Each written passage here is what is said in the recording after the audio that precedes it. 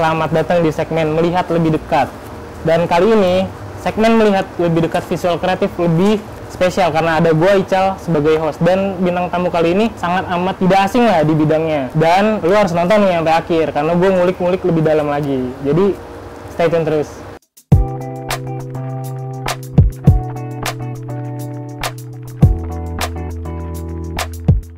Halo, selamat datang Pak. Halo kan? Ini kopi susu matchnya rekomend di sini ya? Iya.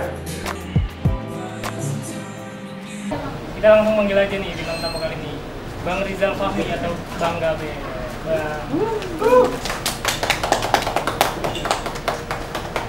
Oke, kali ini kita kedatangan bintang tamu yang spesial nih, Bang Rizal Fahmi. Benar nggak Bang? Benar. Atau yang dipanggil Bang Gabe. Bang Gaber. Nama lu kan Bang Rizal Fahmi. Iya. Ya kan? Dan kenapa tiba-tiba bisa Bang Gaber atau di username Instagram lu tuh Bang Gaber gitu? Cerita awalnya kayak gimana? Gaber itu sebenarnya bercandaan tongkrongan aja sih sebenarnya. Ya kalau kita tuh ngatain teman-teman di tongkrongan itu Gaber. Dulu ada kepanjangan kalau misalnya lu nggak berganteng, nggak berduit, jadi kayak disingkat Gaber gitu. Tapi belakangan gue baru tahu ternyata kalau di daerah Jawa Tengah gitu, Gaber itu artinya kelamin laki-laki. Oh no. Kelamin laki-laki? Iya. Aduh. Tapi menurut gue secara filosofi menurut gue malah keren. Iya, karena kan kesuburan ya. Jadi kayak Monas aja kan Linggayoni. Di situ ada kelamin perempuan dan kelamin laki. Iya. Makanya filosofinya? Iya, filosofinya. Ya intinya semangat kesuburan. Dan ya kalau mau dibilang kalau nama itu adalah doa, ya semoga aja dengan namanya itu Gaber, secara karya, secara karir itu bisa subur gitu. Dan gue enaknya nih manggilnya Bang Rizal atau Bang Gaber. Bebas sih, Gaber aja nggak Gaber juga nggak apa-apa. Iya. Ya. Takutnya kayak sensitif orang kan jadinya. Enggak. Oh enggak ya. Jadi berarti Bang Gaber itu dilihat dari sisi positifnya aja. Gitu. Iya. Ya ibaratnya kan kayak cowok yang bisa diciriin ya kelamin kan, iya, dan bener. perempuan juga kelamin. Itu yang membedakan perempuan dan laki-laki, dan disitulah terjadinya kehidupan. Iya. Itulah asal usul nama Bang Gaber. Iya. Bang, lu kan ini latar belakangnya seorang ilustrator. Nah, sejak kapan sih lu tertarik sama dunia ilustrator, dunia apa sih disebut komikus? Ya awal karena ikut komunitas komik juga ya, bisa juga disebut komikus, bisa juga ilustrator, bisa juga bapak rumah tangga, tukang cuci piring di rumah, bisa juga. Ya tertarik ya karena ini kalau menurut gua setiap anak ya, terutama anak laki-laki gitu, kayaknya setiap kita waktu kecil itu suka gambar pasti. Suka gambar, iya, maupun di tembok. Iya, coret-coret lah kasarnya, suka nyoret-nyoret. Jadi kan perbedaannya adalah gambarnya bagus apa nggak bagus gitu doang kan. Tapi pada dasarnya tuh kita pasti seneng banget coret-coret, seneng banget gambar karena naluri komunikasi seorang manusia kayaknya ya. Kalau menurut gue ya komunikasinya lewat visual. Dengan kayak kita kecil belum bisa ngomong gitu, masih teriak, nangis, misalnya kita masih umur 2 tahun gitu. Yang kita bisa komunikasikan adalah gerak tubuh. Sama kalau kita bisa mengenali orang tua kita atau tetangga kita waktu kecil ya wajahnya, kayak visual. Komunikasi visual pada dasarnya menurut gue komunikasi yang pertama kita bisa gitu. Jadi kalau mau bilang tertarik ya bisa jadi walaupun gue nggak inget masa balita gue gimana, gue yakin gue udah tertarik dari segi visual ya dari kecil gitu. Tapi kan kalau di gambar abang ini udah sangat kalau dibilang bagus. Berbentuk karakter rata-rata tuh seperti karakter manusia lah, orang lah. Dan abang di salah satu punya keahlian gambar lah, seperti itulah. Sebenarnya bukan fokus di visual sih gue akhirnya menggunakan media visual untuk komunikasi karena jujur dulu itu gue punya kesusahan untuk berbicara sama orang. Gue punya isi pikiran, gue punya sesuatu yang ada di otak gue itu susah gue terjemahkan ke dalam omongan, ke dalam kalimat. Jadinya orang ibaratnya lawan bicara gue tuh susah ngertinya, susah nyerna. Lu ngomong apaan sih ibaratnya? Dan akhirnya secara visual gue mendapatkan kemudahan, dan dengan visual lah gue bisa berkomunikasi dengan orang. Dengan visual lah gue bisa menyampaikan pemikiran-pemikiran gue, keresahan-keresahan gue yang akhirnya bisa ngertiin, bahkan sampai detik ini bisa nikmatin dan nyampe pesannya ke banyak orang kayak gitu. Jadi notabene gue sama lah kayak orang-orang lain dari segi skill gambar apa gimana ya standar. Cuman malah aja beda-beda. Karena gue lebih fokus ke pesannya ini tersampaikan atau enggak dibandingkan visualnya harus bagus nih. Gue nggak sibuk itu, gue lebih sibuk pesan yang ingin gue sampaikan tuh apa dan kira-kira bisa diterima apa enggak sama pembaca. Itu sih pada dasarnya. Nah, lu kalau lu lebih suka disebut apa sih Bang? Ilustrator kah, komikus kah, atau konten kreator? Kreator aja kali ya. Kreator ya. Apa ya? Ya Tapi ilustrator juga bisa. Apa? Biasanya itu akhirnya perdebatan ini ada di sesi-sesi pertanyaan kayak gini yang ya Bang Gaber ya akhirnya gue juga pernah juga disebut penulis gara-gara ada di dalam karya gue ada tulisan kayak gitu ya. Jadi sebenarnya di era sekarang karena banyak banget kemudahan untuk berkarya gitu ya, yang kasarnya ilustrator punya YouTube misalnya, atau musisi bikin konten YouTube juga, bisa juga dia disebut YouTubers gitu-gitu. Di era sekarang kayaknya banyak banget skill yang bisa diasah, yang akhirnya banyak karya yang dibuat dari satu individu, jadinya bingung tuh. Dan bahkan kalau ditanya kayak gitu sekarang gue bingung, gue mau disebut apa.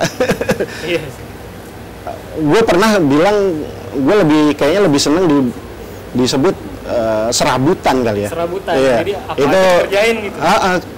Bahasa Indonesianya freelance kan. Iya. Kalau luar nyebutnya freelance, serabutan. Dibilang keren aja gitu freelance. Padahal kalau kita serabutan yang dan ada cuana, kerjain. Dan lucunya kalau di Indonesia kata-kata serabutan pasti dibilangnya wah lu tukang. Gitu. Padahal freelance juga sama dengan serabutan yang ya lu mau lu butuh apa ya gua ada. Kerjain gitu lah. Tapi Bang, kalau ditanya lu sebagai ilustrator ini sejak kapan Bang? Lu kayak udah hobi menggambar ataupun menuangkan karya lu tuh di Instagram lah gitu.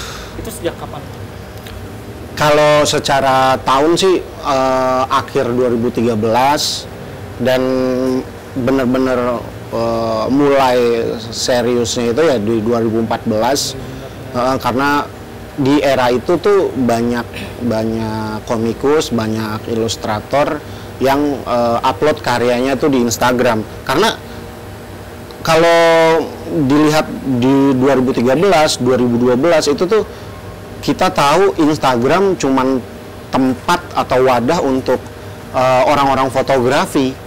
Ya belum ada tuh yang upload gambar upload tuh rata-rata tuh kalau kita main Instagram pasti uploadnya foto, entah foto yang estetik lah, foto-foto bangunan, street fotografi kayak gitu-gitu. Dulu tuh sempet gue follow ibaratnya fotografi Indonesia itu tuh lupa gua namanya, iPhone-Asia. iPhone-Asia. Jadi ibaratnya fotografi yang pakai iPhone. Wah, itu ada meet up. Nah, itu awal-awal gua pakai Instagram taunya adalah fotografi. Ternyata ada beberapa artis visual gitu-gitu yang upload karyanya. Wah, itu memotivasi gue banget, dan kayak ternyata bisa ya upload karya di Instagram gitu. Yang dulu kan masih uploadnya tuh di Facebook. Iya, masih Instagram tuh masih awam. Iya, masih awam, baru lah. Karena kan dulu kayaknya baru adanya di iPhone ya, iya, di Android belum. Di Android kalau udah nge-share udah ngelek-ngelek. Gitu. Nah, lu kan 2013, 2014 itu baru memulai ya? Di Instagram, ya. Di Instagram. Nah, sebelumnya itu lu kesibukan lu apa, Bang? Kesibukan sebelum nge-share karya lu itu? Apakah lu kerja? Oh, kerja. Gua kerja di dulu di digital printing. Ibaratnya karena dan bisa dapat banyak ilmu tentang sosial media, banyak ilmu tentang desain, visual, itu karena kerja di digital printing. Ibaratnya banyak waktu luang untuk ngulik di internet lah, gitu. Iya. Lebih banyak nganggurnya dibandingkan kerjanya waktu itu.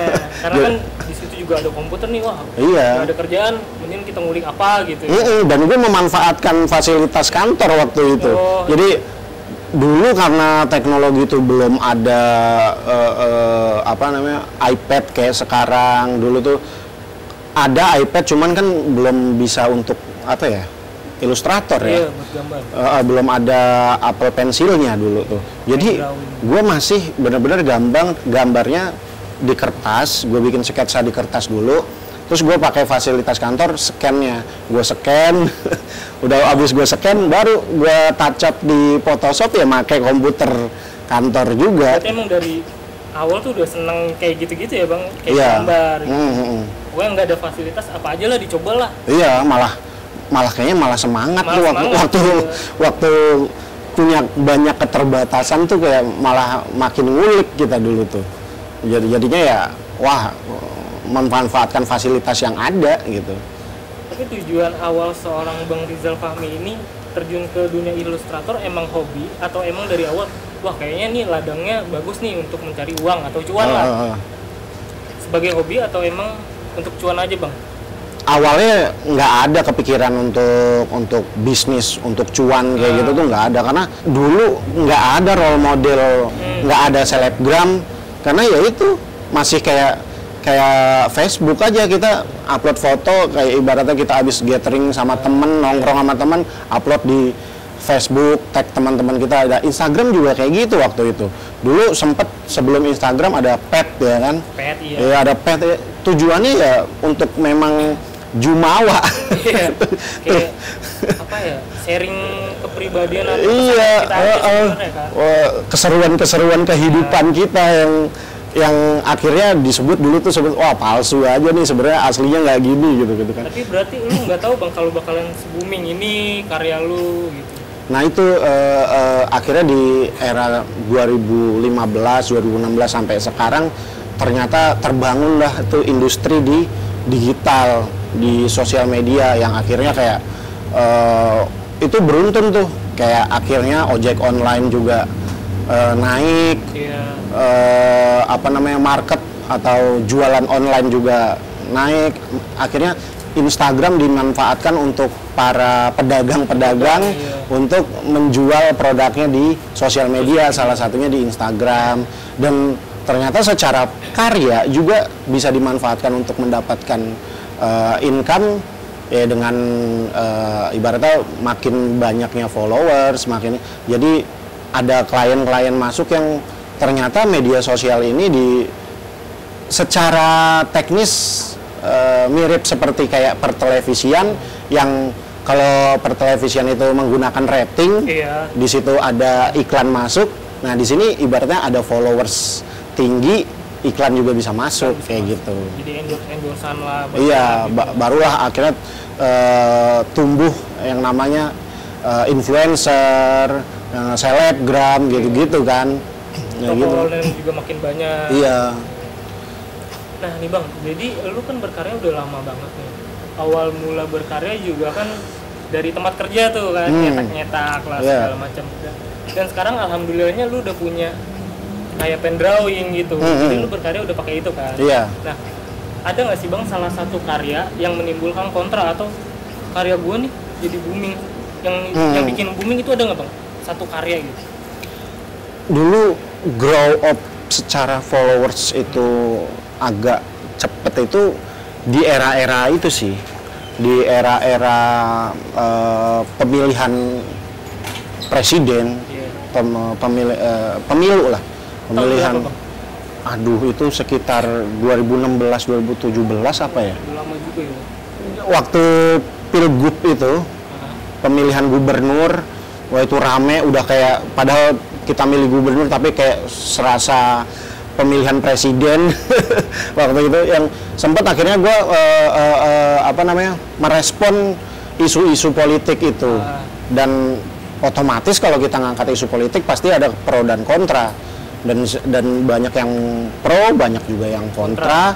Yang secara followers, secara karya juga itu tumbuh dari situ. Dan salah satunya juga yang sempat jadi titik balik pendewasaan gua dalam berkarya itu saat gua mengangkat isu-isu agama yang kalau itu persentasenya lebih banyak kontranya dibanding pro-nya. Iya, sensitif. Iya. Nah, itu kenapa gue sebut akhirnya titik balik pendewasaan secara karya, yang itu gue belajar banyak banget dari kritikan-kritikan para netizen yang kok lu bikinnya kayak gini, oh lu namanya kalau kayak gini tuh lu menyindir agama nih, begini-gini. Oh, disitulah gue belajar dan gue memperbaiki diri bahwa oh karya gue ternyata penyampaiannya salah, harus gue ramu lagi, gue harus nyari formula yang lebih tepat agar tujuan gue atau informasi yang ingin gue sampaikan itu bisa diterima oleh banyak kalangan kayak gitu-gitu. Yang akhirnya ya jadilah karya gue sampai detik ini yang kayaknya menurut gue sekarang kayaknya lebih aman daripada yang dulu. Udah gitu lebih mengalir aja. Iya. Nanti Bang kan kalau kita lihat itu di Instagram karya lu udah banyak banget, udah apa? Instagram lu juga udah verified kan, udah banyak yang like, yang komen segala macam. Nah, dari yang gue lihat di Instagram itu lu lebih mengambil sisi kehidupan atau orang tua segala macam, sedangkan zaman sekarang kan banyak tuh kayak anak motor lah, terus kayak pergaulan, tapi lu mengambil ke sisi kehidupan atau seperti biasa lah di rumah gitu. Itu kenapa Bang? Jadi temanya lebih ke sana. Dulu jadi banyak faktor ya, salah satunya yang akhirnya dengan teknologi yang secanggih ini gue secara pribadi jadi jarang keluar rumah, maksudnya dengan fasilitas-fasilitas teknologi kayak kita sekarang nggak nonton ke bioskop gitu, kita cuma nonton di rumah dengan streaming berbayar. Terus kalau kita mendapatkan informasi nggak harus keluar, kita tahu ada kecelakaan di Palmerah misalnya, melalui gadget kita gitu, yang akhirnya secara keresahan gue nggak dapet tuh. Gue tahu ada informasi misalnya isu sosial di tempat tertentu, tapi gue nggak yakin kalau itu hoax atau tidak. Nah, jadi karena informasinya itu menurut gue masih abu-abu, gue mencoba untuk tidak merespon. Jadinya jangan sampailah gue respon hal yang belum pasti, yang akhirnya di saat gue upload malah jadinya pro kontra lagi. Nah, itu karena pengalaman yang tadi gue ceritakan. Yang sekarang akhirnya gue mencoba membuat karya itu dari apa yang gue lihat, apa yang gue rasakan, dan itu ada di sekeliling gue. Dan otomatis dari nggak jauh-jauh dari orang tua, dari keluarga, dari sosial di lingkungan tempat tinggal gue, dan bahkan dari gue pribadi yang gue punya keresahan secara psikologis, secara pemikiran, yang akhirnya karya-karya ini tuh sebenarnya ada sisi yang punya manfaat untuk diri gue adalah sebagai pengingat bahwa nanti suatu saat gue juga sebagai manusia, namanya manusia tempatnya lupa gitu ya kan, pastiin juga nanti gue kedepannya ada khilafnya atau gimana, dan gue berharap karya gue lah yang bisa mengingatkan gue. Berarti lebih ke kerasaan. Nih bang, sebelumnya kita lagi pesan kopi nih, mau datang dulu ya. Biar lebih asik ngobrol-ngobrol. Aduh, ngobrol emang ya. Kalau nggak nggak nyeruput, aduh. Ini juga ini kopi termasuk di Bintaro tuh termasuk ngehits bang, Weekend Match namanya. Iya. Di daerah Bintaro lah. Tapi walaupun namanya weekend, tapi buka tiap hari tiap ya. Hari, justru itu. Itu dia tuh. Mungkin dulu pembikinnya ramenya weekend nih, terus lama-lama weekday juga rame, jadi Weekend Match aja lah. Ya, bagus sih. Berarti di luar ekspektasi mereka. Oh ternyata niatnya cuma Sabtu Minggu, Senin sampai Jumat juga rame. Gitu. Bagus. Boleh bang, minum dulu bang. Berdampak untuk tukang parkir. Iya benar juga. Ya.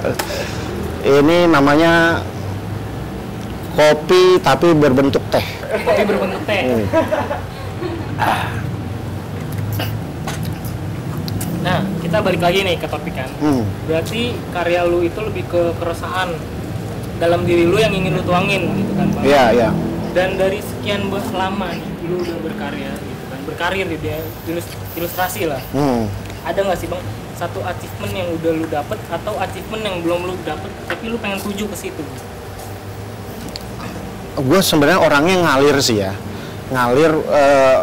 bahkan di awal gue upload karya di Instagram itu gue nggak punya goals atau tujuan yang gimana gitu. Jadi sampai detik ini pun gua bikin karya dan gua upload, gua nggak pernah memikirkan dampak atau dampak ekonominya gimana, nanti tujuannya gimana gitu-gitunya. Jadi ngalir aja, karena gini, kalau gua udah mempunyai perencanaan ke depan, tapi celakanya kita hidup di era teknologi yang perubahannya cepat banget. Makin berkembang. Bisa per hari, bisa per minggu, tiba-tiba ada teknologi baru. Yang kalau kita punya forecast tahun depan gitu, itu bisa buyar karena ternyata ada yang baru lagi. Kayak sekarang ada di kalangan ilustrator itu secara digital ada yang namanya NFT. Iya, itu jadi visual, karya visual kita bisa kita jual secara Bitcoin kayak gitu-gitunya. Nah itu kan yang mungkin tahun kemarin di tahun 2020, 2019, 2020 nggak pernah kita kepikiran ada hal itu gitu. Yang sekarang lebih fokus ke diri kita peka nggak sama perubahan, diri kita update nggak sama perubahan teknologi gitu-gitu. Jadi kasarnya perubahan nggak bisa kita tolak, itu harus kita pelajarin, dan kalau bisa jangan dimanfaatkan teknologi tapi memanfaatkan teknologi gitu. Jadi intinya kalau ditanya goalsnya apa atau ada tujuan yang belum tercapai gitu-gitunya sih, gue selalu ngerasa intinya setiap gue berkarya tujuannya adalah karya gue bermanfaat nggak untuk orang lain, selalu kayak gitu. Dan itu adalah doa gue dalam berkarya. Selalu setiap gue bikin karya baru, gue bikin karya lagi besokannya, minggu depan gue bikin lagi, gue selalu berdoa semoga ini bisa bermanfaat untuk orang lain, entah dari segi semangat, entah dari hiburan gitu-gitu. Banyak hal yang intinya adalah karya gue bisa bermanfaat atau enggak gitu. Tapi kira-kira udah berapa penghargaan bang yang lu dapet? Yang kemarin kan gue sempat ngeliat tuh penghargaan yang dikasih sama Cap Badak. Itu apa, karya apa bang yang lu tuangin sampai lu dapet penghargaan tersebut? Sebenarnya bukan masalah karyanya apa ya, mungkin konsistensinya. Iya, jadi kan susah tuh konsisten tuh. Kita sering banget terdistrak sama keadaan. Tadinya kita udah bikin ini, tiba-tiba wah ada hal baru lagi, terus akhirnya kita loncat lagi ke hal baru itu yang akhirnya bikin kita nggak konsisten. Mungkin beberapa penghargaan yang itu di luar dugaan gue, dan berterima kasih gue juga sama teman-teman followers, teman-teman netizen yang udah ngedukung gitu, yang itu ya ngedukung gitu, yang itu ya karena followers itu juga konsistensi gue tetap terjaga sampai detik ini gitu. Ibaratnya bonus lah ya. Iya. Kurangin karya ada bonusnya nih. Iya. Nah bang, boleh nggak sih bang sedikit gitu kan, banyak nih ilustrator pemula, ilustrasi pemula atau konten kreator pemula. Lu ada nggak sih bang tips-tips gitu yang buat belajar lah kayak lu nih dari awal gitu, make alat kantor, pemula gitu. Gimana sih bang tips-tipsnya? Sebenarnya lebih asik berkarya tuh di saat-saat awal karena kita punya banyak keterbatasan. Keterbatasan dari dukungan lingkungan, keterbatasan dari segi fasilitas kita untuk berkarya. Tapi disitulah menurut gua bisa menciptakan karya yang variatif. Karena keterbatasan orang beda-beda. Keterbatasan orang tuh ibaratnya mungkin lo punya tools untuk menggambar, tapi mungkin minim referensi misalnya gitu. Nah kalau gue misalnya kaya dengan referensi tapi toolsnya kurang, nah pasti kan secara naluri survive dalam berkarya itu akan terasah.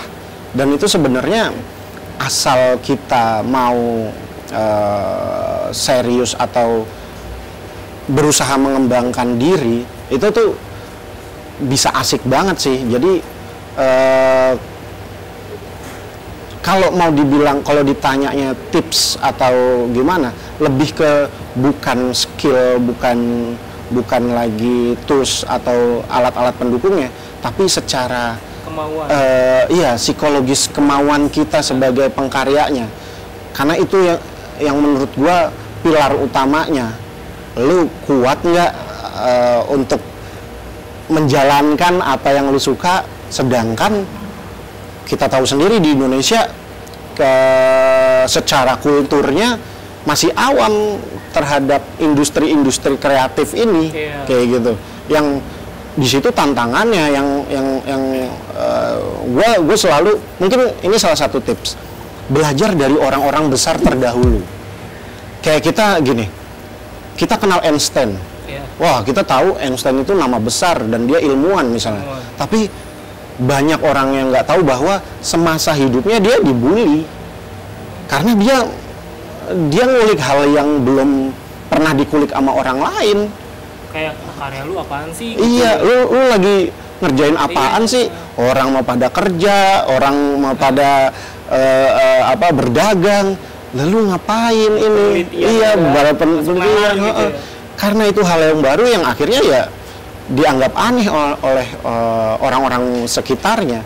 Dan di era kita sekarang juga mungkin sama seperti itu. Jadi kayak mungkin di lingkungan kalian warga-warganya, tetangga-tetangganya emang kerja bener, kantoran gitu. Terus gua secara pribadi pengen bikin karya nih, pengen bikin desain atau gambar, komik gitu-gitu.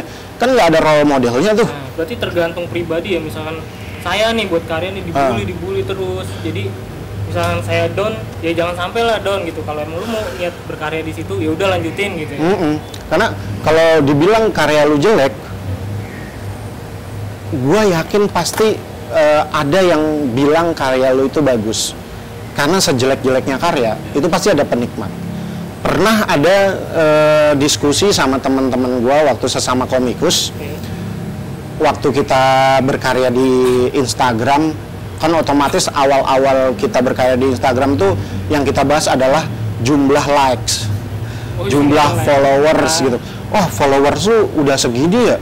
Terus setiap lu posting like-nya udah ribuan ya? Oh, gue baru cuman 300 ya?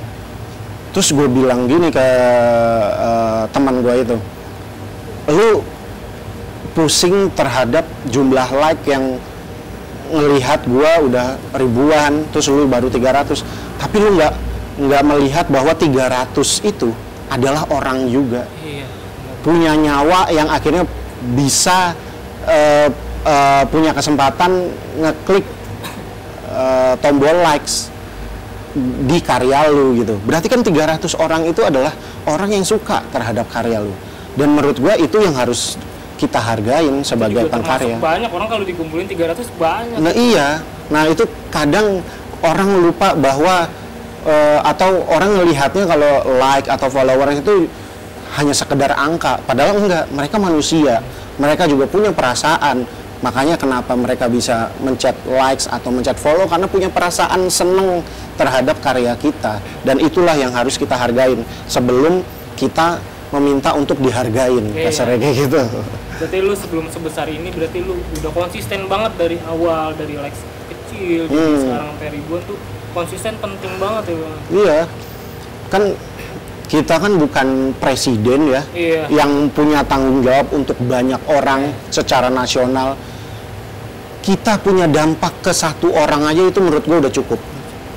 Dampak positif kita ke teman dekat kita, ternyata kita menginspirasi teman kita sendiri gitu, sesama tongkrongan, itu menurut gua berarti hidup kita tuh udah berguna gitu. Berguna. Iya, jadi jangan ada yang bilang target secara mimpi itu lu harus setinggi-tingginya. Kalau gue bilang sih mimpi boleh saat tidur gitu. Tapi di saat realistis lu harus step by step. Lu nggak bisa yang namanya nginjak anak tangga itu harus langsung ke tangga ke-8. Lu harus menikmati dulu tangga pertama, tangga kedua. Jadi lu harus menghargai orang yang suka sama karya lu, 1, 2, 3, itu yang harus lu hargai. Dan itu yang harus jadi semangat untuk diri kalian untuk berkarya, kayak gitu sih kalau saran input dari gua gitu. Berarti benar-benar kayak ada levelnya lah gitu. Iya. Walaupun di level misalnya level 3 nih kita kesulitan, ya udah kita terus berjuang gitu kalau untuk berkarya lah. Kasarnya gini, gue pernah membedakan gue sama orang lain itu dari segi perjalanan jauh naik mobil ke sesuatu tempat. Ada tipe-tipe driver yang kalau misalnya kita di Jakarta pengen ke Surabaya misalnya, itu langsung ngebut aja, nggak berhenti-berhenti. Dengan alasan udah makin cepet nyampe, terus kita bisa istirahat di tempat tujuan gitu. Kalau gue beda, gue jalan nyantai. Wah, di sebelum nyampe Surabaya, gue di Bekasi udah ngelihat ada pemandangan yang bagus, gue berhenti, gue nikmatin dulu tempat tersebut. Udah gue jalan lagi, ntar di pertengahan jalan, misalnya di Pekalongan ada tempat yang bagus nih, gue singgah lagi. Dan disitulah justru banyak ilmu yang bisa kita dapatkan. Kita peka terhadap sekitar. Jadi bukan kita punya tujuan harus kayak yang tadi kita punya tujuan ke Surabaya. Target kita ke Surabaya. Tapi sebenarnya dalam proses kehidupan sebelum kita nyampe ke target kita, sebenarnya kita juga dikasih banyak hal yang bisa kita nikmati. Dan kita harus peka terhadap hal itu yang kasarnya kalau kita nggak bisa nyampe ke Surabaya, kita nggak rugi-rugi amat. Kita udah pernah ngerasain di Bekasi, di Pekalongan, di Semarang gitu. Jadi nggak pulang dengan tangan kosong gitu. Nah Bang, balik lagi nih ngomongin karya nih Bang. Sebelumnya kan sekarang udah banyak tuh Bang kayak nyomot karya orang. Itu lu gimana Bang perasaan lu? Ada apa, pernah nggak sih lu Bang karya lu dicomot gitu nggak tanpa izin gitu, pernah nggak? Oh sering. Cuman gue orangnya nggak terlalu kaku ya. Gue jadi membedakan tipe orang yang nyomot karya. Andaikan ada orang yang nyomot karya gue sampai mungkin dimonetize sama dia, itu gue secara pribadi jujur tidak masalah, tapi ada kecewanya. Tiba-tiba gue ngelihat ada karya gue di suatu produk gitu, tapi gue nggak tahu. Ya kecewa aja gitu. Dan kasihan karena gue secara ideologi tahu karena dampaknya itu ke mereka sendiri, dampak negatif yang mereka dapatkan. Tapi ada salah duanya, yaitu kalau ada orang yang nyomot minta karya gue tapi minta izin dulu, itu gue respect. Karena gue tuh orangnya santai, jadi kalau ada yang mau gue pinjam karya lu atau gue minta gambar lu yang ini ya bang, gue pengen sablon jadi kaos gitu untuk gue pribadi, gue monggo banget dan gue sangat respect. Pernah ada satu DM ke gue, dia minta beberapa gambar, kata dia punya bisnis casing HP gitu. Gue boleh nggak make gambar-gambar lu untuk casing HP gue, jadi untuk gue jual bang, gini-gini. Tapi kalau lu pengen ada pembagian hasil, bisa kita bicarakan bang, gini-gini. Tapi gue sangat respect, sangat menghargai bahwa dia punya itikat baik untuk minta izin, ada komunikasi ke gue. Yang akhirnya reaksi gue adalah, lu nggak usah mikirin bagian gue kayak gimana.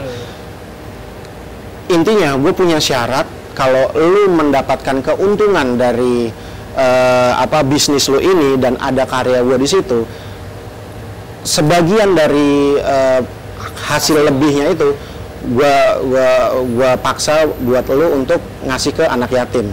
Itu gue bilang lagi, gue jelasin lagi, itu bukan dampaknya untuk gue, bukan untuk gue, tapi untuk usaha lu. Ya mudah-mudahan usaha lu berkah gitu. Karena tujuan gue berkarya bukan lagi keren-kerenan, oh ini gambar gue keren, tapi lagi-lagi karya gue bisa bermanfaat nggak untuk orang lain. Dan di dalam situasi itu, di saat komunikasi pinjam-meminjam karya itu, gue bisa menyematkan pemikiran gue bahwa penting bagi kita secara makhluk sosial adalah berbagi gitu. Jadi dengan adanya karya gua, syukur-syukur orang punya bisnis dan akhirnya dalam bisnis dia bisa berbagi juga, untung buat dia juga, dan untuk gua kepuasan karena tujuan gua untuk menyampaikan sudut pandang gua itu terselesaikan, kasarnya kayak gitu. Nah, di Instagram tuh ada salah satu bisnis lu bang, itu Kumandang Jakarta. Itu merchandise atau emang lu pengen nuangin karya lu nih jadi sebuah produk atau gimana? Sebenarnya sih yang akhirnya ya ibaratnya kita ngomongnya itu bisnis lah, pasti pasti untuk cuan lah gitu, karena karir kayak gua secara pribadi itu kan gambling ya, yang ibaratnya bukan kerja secara korporat, ibaratnya kayak gitu, jadi harus punya income yang bisa menghasilkan secara pasti gitu. Tapi sebelum akhirnya gue treat sebagai bisnis, ya memang ada titik jenuh juga kan kalau kita berkarya di digital, berkarya di sosial media, ya gue gini-gini aja nih gitu. Dan akhirnya itu gue nyari media baru, salah satunya mungkin gue mikir gue berkarya dengan media tertentu yang kalau bisa menghasilkan cuan juga, kenapa enggak gitu. Yang akhirnya gue menetapkan, oh media kaos kayaknya lebih asik nih, dan ternyata bisa dimonetize juga nih gitu. Yang gue nge-treat sebuah produk kaos itu ya menurut gue itu gue menjual karya gue juga, bukan sekedar ngejual kaos gitu. Karena akhirnya testimoni para pembeli itu adalah, bang gue pakai baju ini karena gue kangen sama nyokap gua gitu. Jadi ada cerita di balik dia pakai kaos itu gitu. Dan itu memang tujuan gua seperti itu. Ini lu pernah ngadain exhibition yang besar nggak sih bang, atau ngikut exhibition gitu, pameran-pameran? Ada beberapa, cuman gue secara tunggal nggak pernah. Pasti kolektif, kolektif ya, sama teman-teman juga. Sama-sama secara komunitas komik, secara sesama komunitas ilustrator gitu-gitu di beberapa daerah gitu. Cuman secara pameran tunggal enggak. Dan kayaknya sama aja sih pameran secara fisik dan secara digital. Sebenarnya kayak di Instagram juga kan pameran juga ibaratnya. Dan itu kan kasarnya teknologi memangkas birokrasi yang dulu pernah ada. Mungkin kalau kita mau bikin pameran di sebuah tempat gitu, kita harus mempersiapkan tempatnya, terus kita harus ada kurator, ada editor, terus butuh biaya yang nggak cukup sedikit ya kan untuk membuat pameran itu. Tapi itu semua terpangkas tuh kalau di sosial media. Kita cuman punya effort berkarya, upload, semua orang bisa. Iya, bisa ngeliat. Kan kasarnya memamerkan karya kayak gitu. Dan gimana cara monetasi ya itu tergantung lagi nanti model bisnisnya kayak gimana kan gitu. Tadi kan sebelum kita udah ngomong nih Bang ya, di belakang tuh kayak lu sebenarnya enggak ada pendidikan formal, misalnya kayak kuliah lah istilahnya. Oh iya. Nah, gimana sampai lu bisa punya relasi nih? Tadi kan kita udah ngobrol lah. Relasi yang luas itu mencakup kayak teman-teman dari ini lu nggak kenal bisa jadi kenal, itu gimana sih Bang caranya membangun relasi yang baik, yang positif? Ya ketertarikan kayak pasti kayak temen-temen suka terhadap otomotif misalnya gitu ya, motor atau mobil gitu, pasti kan akan secara ketertarikan nyari circle atau nyari teman-teman yang satu frekuensi yang di bidangnya. Otomatis kan gue mau modif motor gue tapi gimana ya bagusnya ya, otomatis kan kita diskusi sama teman-teman yang satu pemikiran, satu kesukaan gitu-gitu. Nah gue pun begitu, karena suka gambar, suka bikin komik apa gimana, yang akhirnya gue nyari. Dan alhamdulillah secara sosial media kan bisa mendekatkan kita terhadap orang-orang yang jauh, yang akhirnya secara jarak itu udah nggak ada lagi kalau di sosial media. Yang bisa gue komunikasi deh tuh lewat sosial media. Bahkan akhirnya secara meet up kita bikin komunitas, dan gue ketemu sekalian belajar, sharing banyak hal, dan gue kulik semua ilmu-ilmunya itu dari orang-orang yang menurut gue kredibel gitu-gitu.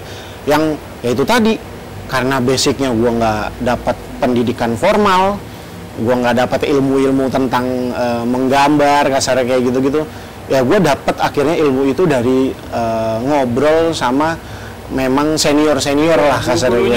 Iya, yang akhirnya itu membuat gue secara pribadi bisa berkembang gitu. Penting banget soan silaturahmi. Katanya kasarnya kan kalau kita tetap menjalin silaturahmi, rezeki lancar gitu. Kenal orang ini. Iya, kan maksudnya kan di kasus ini kita jangan bilang jangan menganggap kalau rezeki berupa uang doang, tapi ilmu juga. Ya kayak gue nggak kuliah, tapi alhamdulillah dapat ilmu tanpa ngeluarin biaya untuk pendidikan kasarnya kayak gitu. Dan misalnya orang-orang yang kuliah ya dapat ilmu juga, tapi ngeluarin biaya gitu kan. Nah kalau gue nggak ngeluarin biaya tapi dapat ilmu itu, ya? Dengan silaturahmi gitu sih. Bang, ada nggak sih salah satu idola yang di bidang lu nih, atau referensi menggambar lu tuh, ada nggak sih Bang idola-idola? Kalau di lokal ada Bang Azer, dia ada Instagramnya Komik Azer gitu. Itu awal-awal tuh gue banyak belajar dari dia. Bahkan gue ibaratnya terinfluence lah sama dia gitu-gitu. Terus akhirnya gue juga banyak belajar dari Mas Mice. Dia ada karya-karyanya di Mice Cartoon gitu-gitu. Terus banyak, bahkan sama teman-teman gue juga kayak dari Tai Lalat, dari banyak kayak Mbak Lala, dia ada Lala Playground gitu-gitu. Itu dan juga salah satunya kalau untuk tulisan itu ada Joko Pinurbo, Mas Jokpin itu, dia seorang pengkarya puisi gitu-gitu, dan itu banyak terinfluence gua karya-karya puisinya, dan itu berdampak sama karya-karya gue sekarang gitu. Iya, soalnya kan lu menyatukan ilustrasi sama kata-kata, jadi lu satuin lah semuanya. Iya, gitu, ya. Ketertarikan gue secara visual, dan ternyata gue juga suka terhadap tulisan-tulisan berupa puisi gitu-gitu, yang akhirnya ya secara ramuan berkarya ya itu gue satukan gitu, yang akhirnya jadilah karya gue yang sekarang. Oke nih Bang, terakhir nih ya. Sayang banget nih, pengennya kita ngobrol lebih lama kan. Cuman kayak waktu, cuaca juga kan takutnya nggak ngedukung. Iya, lagi musim hujan ya. Iya, makanya banjir di mana-mana. Ini ada Bang, lu bisa ngasih wejangan nggak sih Bang untuk penonton kita gitu, wejangan entah kata-kata apa gitu, atau kehidupan, biar buat orang menjadi trigger lah buat dia, walaupun dari kata-kata gitu. Apa ya? Gue paling make kalimat yang pernah gue buat kali. Iya. Bahagia itu sederhana, yang mewah itu membahagiakan orang lain.